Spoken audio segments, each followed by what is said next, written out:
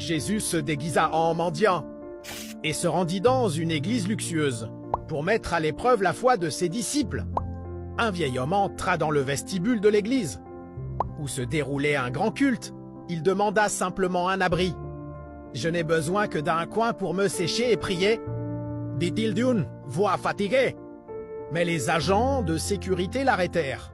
« Le service est réservé aux invités. Vous ne pouvez pas rester ici. » Les fidèles détournèrent le regard avec mépris. Un certain murmurèrent « Il va salir le tapis. Il doit être en train de mendier.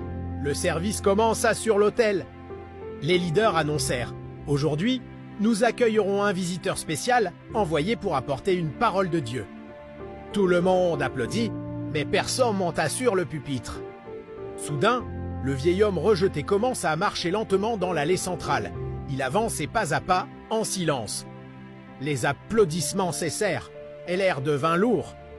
Il s'arrêta devant le micro et, d'une voix ferme, il eut « Car j'ai eu faim et vous ne m'avez pas donné à manger, j'ai eu soif et vous ne m'avez pas donné à boire. J'étais un étranger et vous ne m'avez pas accueilli. » Matthieu 2,45. Pendant qu'il parlait, il se produisit quelque chose d'extraordinaire. Son apparence changea et ses vêtements usés disparurent.